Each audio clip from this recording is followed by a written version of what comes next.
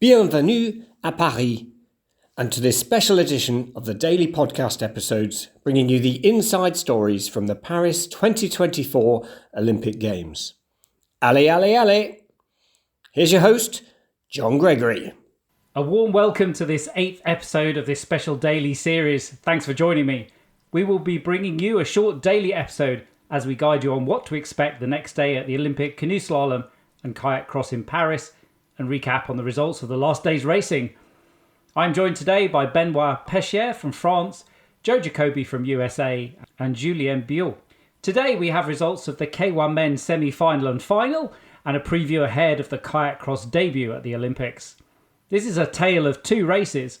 As Helen Darby-Dowman noted in her BBC commentary, you don't need the perfect run in the semi-final. My wife would argue that it's hard to tell the top paddlers apart as they zip through the gates. In the first race, I feel lucky both to know the personalities as well as appreciate the differences in style. Some have raw power and grace, thinking Joe Clark and Giovanni De Janeiro. Some have smooth artistic styles like Peter Kauser. Some exhibit precision mastery like Noah Heger. And a few appear to just dance over the water without touching it like Titouan Kastric. Some have flair, duck and dive like Julien Billaut. In his semi-final, Noah Heger from Germany set a marker. Some of the favourites knew exactly what was needed of them in the semi-final and coasted to the finish line. As Giovanni De Janeiro from Italy slotted into 8th place, it struck me that this could be an inadvertent masterstroke. Expecting him to go faster and cleaner early in the final could set a bar that put pressure on others and would be unassailable. In the end, Great Britain's Joe Clark was the fastest in the semi-final with an 89.51 clear. Then to the second race. In the final, Pau Echaniz from Spain changed an entire gear set with arguably the best run of his life to go top. He recorded the fastest raw time of 86.47 seconds, plus a touch on gate 19. Then he had to wait. But thrilled for Pau, Zabi and Mylen and family with Spain's Olympic bronze. In the final, everyone went all out and consequently a few athletes put everything on the line. Titouan Kastric and Julien Billaut pulled off the 7-8-9 move forwards without a spin. Risky. Again, you already know the result. I look forward to congratulating Giovanni De Janeiro from Italy on a podcast episode later this season. In the meantime, I asked French Olympic champion Benoit Peschier his reaction and recollections from 2004. Yesterday, Titouan was really impressive during all 4 runs, during heats and semi-final and final. He showed his speed and technique. Only a small error on gate 16-17 pushed him out of the top of the podium. He was able to handle it in front of a massive crowd, shouting his name, and showed he has a great technique, but also a very strong mental skills. He looked very disappointed at the end, but for sure he was looking for gold, like all the paddlers of the field. But I think in a few days he will feel really happy and proud about what he did today. I also have a big thought for Giovanni De Janeiro, Olympic champion. He's coached by Daniele Molmenti, who was Olympic champion 2012, who was coached at this time by Pierpaolo Ferrazzi, who was himself Olympic champion in '92 in Barcelona. I think Italy has equaled Germany for the numbers of titles in K1 men, and it's really a great achievement, and I'm very happy for them. For myself, I still remember clearly how it was on my final day in Athens, with an amazing crowd shouting at the Hellenico course, and I really have so much respect for the paddlers who competed. It's such a great experience for them to paddle in front of their national stadium, nautical stadium in France for the Olympic Games. So today we start with the kayak cross with the time trials. I hope it will be a fair and beautiful competition, and I'm sure the public at the Vers-sur-Marne Nautical Stadium and on TV will enjoy this new format of canoeing. That was Benoit Peschier.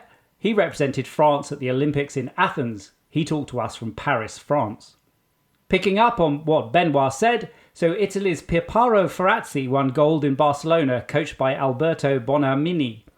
Pierpaolo coached Daniele Momenti to Italy's second K1M gold in London. And Daniele then coached Giovanni De Janeiro to Italy's third gold. Perhaps we should watch out for Pierpaolo's son Zabi for a future Olympics. That's not so far-fetched. He was junior world champion in 2023. So now for something completely different. Kayak cross makes its Olympic debut here in Paris today.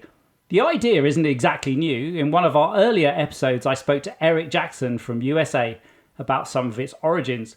It has repeatedly changed its name and been refined more and more. It became more established at the 2017 World Championships in Po.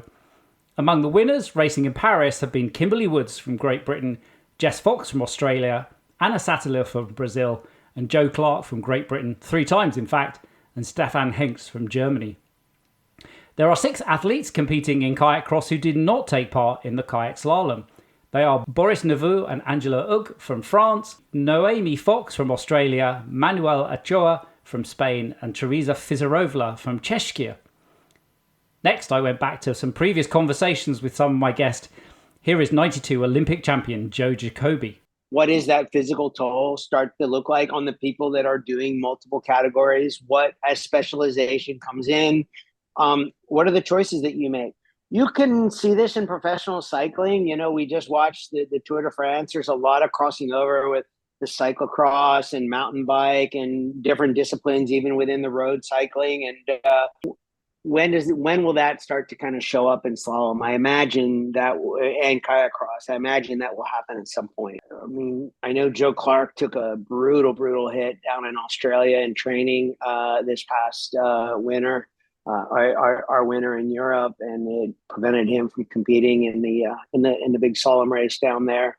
But yeah, I mean, right now the numbers are the numbers, and I mean it's still a new discipline, and I just imagine with more specialization coming in, and I mean, gosh, I mean, I think even Noemi Fox and Manu are just great examples of the progress the sport can make when you kind of focus on one thing. And imagine having 10, 15, 20 people, really good paddlers that are just doing kayak cross like 80, 90% of the time. I mean, that's going to change the game and sort of force people into maybe making some decisions or looking at some of their choices about competing a little bit differently. Thank you for reminding me about Boris. There's a veteran. You know, I think when you are paddling down the river with 3 other people and it's like you're fighting them off, I think someone's ability to kind of see the bigger picture and see like not just the bigger picture, but really have like a really good sensation of the boat's relationship to the water from bow to stern, not just bow to where you sit. I'm just implying here Nouveau's kind of presence on the water, his knowledge, his experience, and you know the way he's prepared himself, that could be really amazing for kayak cross.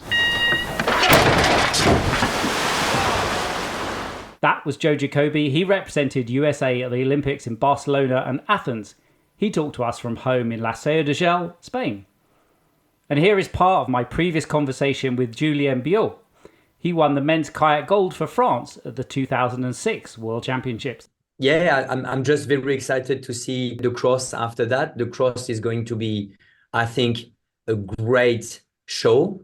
And I think people will understand how good the discipline is, how the event is at this level. I think it's going to be a crowd favorite, really. So I'm very excited to watch the cross in a few days as well. That was Julien Billaut. He is coaching for Australia in Paris.